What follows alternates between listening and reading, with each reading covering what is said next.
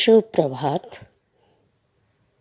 श्रोताओं, मेरा नमस्ते। आज के दिन सबके लिए मंगलमय हो। आज मैं संत, जो साधु संत हैं हमारे देश के, उनमें से एक अनमोल मोती के बारे में कुछ कहना चाहती हूँ। गुरु गोविंदो खड़े, काके लागो पाए। बलिहारी गुरु आपने, गोविंद दियो बताए। जाति न पूछो साधु की, पूछ लीजियो ज्ञान। मोल करो तलवार का, पड़ा रहने दो म्यान। ये जो अनमोल नीति वाणियाँ हैं, इसके रचयिता तो कहेंगे हम, ये दो, इसे हिंदी में तो दोहे कहते हैं। इन दोहों का सृष्टि करता है हमारे संत कबीर जी। कबीर जी के जीवन में बहुत ही उत्थान पतन का समय बीता है। कहा जाता है बचपन में उन्हें उनके माता पिता उन्हें कहीं गुम कर दिए थे और एक जंगल में एक जुलाहा दंपति के परिवार में उनका पालन पोषण हुआ था, परंतु उनके दिल में कभी भी इस बातों का कोई असर नहीं पड़ा था। वे बचपन से ही भोले स्वभाव के थे, अनपढ़ थे, पढ़ाई लिखाई में उनका कोई ध्यान भी नहीं था।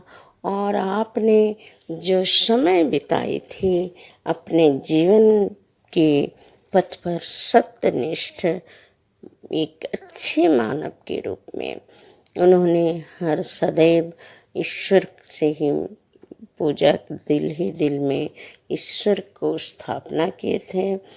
आप मूर्ति पूजा में विश्वास नहीं रखते थे।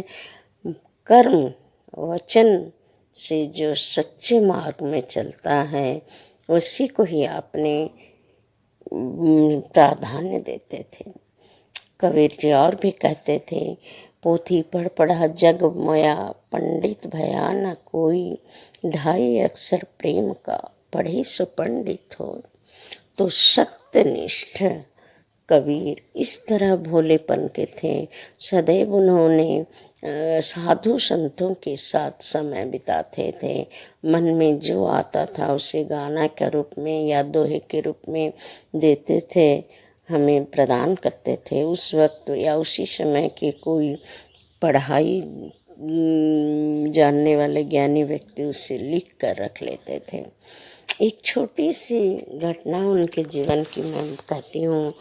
कबीर जी उनके घर आए साधु संतों को कभी खाली मुंह नहीं लौटाते थे, कुछ ना कुछ प्रबंध करते थे भोजन का। शांतिपूर्वक, बहुत ही प्रेम भाव से आसन देकर, खिला पिलाकर, ईश्वर के बारे में आलोचना करके उन्हें विदाई देते थे।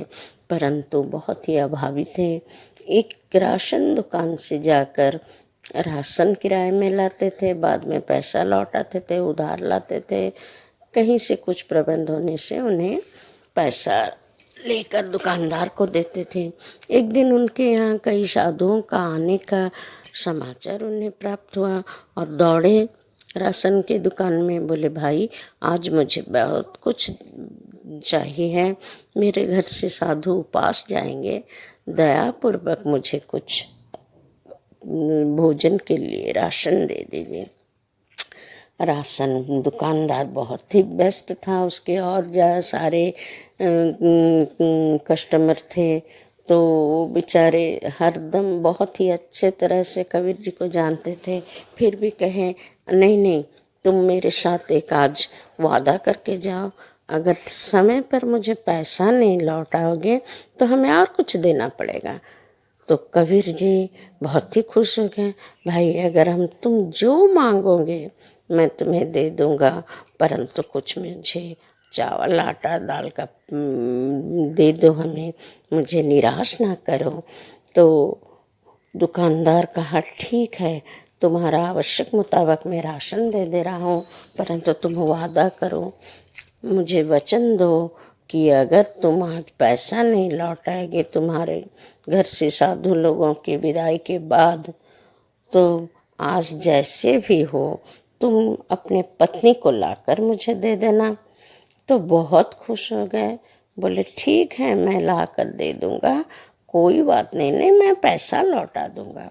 तो घर राशन लेकर गए, साधुओं का प्रबंध, भोजन का प्रबंध बहुत ही अच्छे ढंग से हो गई, खाना पीना हो गया। साधु संत बहुत ही शांतपूर्वक आनंदपूर्वक उनके घर से विदाई लिए। तो समय बीतता गया, जब रात हुआ उन्हें ध्यान आया कबीर जी को, अरे मैं वचन दे के आया था, वादा करके आया था हमारा मालिक को, हमारे जो हमें इतना उपकार किया है, मैं अपना वचन का वादा निभाना चाहिए। तो घर आते हैं, अपने पत्नी को कहते हैं चलो आज तुम्हें एक स्थान पर हम मुझे लेकर जाना है। पत्नी आश्चर्य हो जाती है, कहाँ जाऊँ मैं, तुम चलो ना, मैं एक स्थान में वादा करके आया हूँ, तुम्हें लेकर छोड़ कर आऊँगा। तो बहुत ही समझा बुझा कर पत्नी को लेकर जाते हैं।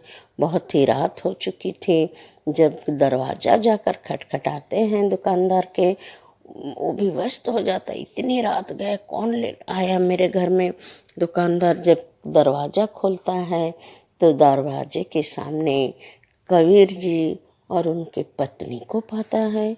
वो आश्चर्य हो जाता है, अरे भाई इतने रात गए तुम क्यों हमारे द्वार पर आए हो। कबीर जी कहते हैं, अरे भाई आप भूल गए, आप मुझसे वादा लिए थे, वचन लिए थे सुबह में कि अगर मैं पैसा नहीं लौटा सकूंगा तो हमारी पत्नी को लाकर भेंट दूंगा। आश्चर्य हो जाता है दुकानदार, लंबे होकर पैर गिर जाता है, मुझे माफ़ कर दीजिए, मुझसे गलती हो गई है, कृपया आप अपने घर लौट जाइए। उस समय मैं बहुत ही व्यस्त था, मेरे बहुत ही कस्टमर थे, व्यस्तता से मैं कुछ बोल दिया था। हे कबीर जी, आप तो संत हैं, साधु हैं, मुझे माफ़ कर दीजिए, भगवान के लिए आप मेरे द्वार से लौट जाइए। मैं कबीर जी अपने सत्यनिष्ठ के लिए, ईश्वर ने उनसे बहुत ही प्रेम करते हैं और वे भी सारे इंसानों से प्रेम करते हैं। ये उनकी एक छोटी सी घटना है और ये सत्य के ऊपर आधारित है। आज इतना ही रहने दीजिए। नमस्ते, फिर मिलेंगे। जय हिंद।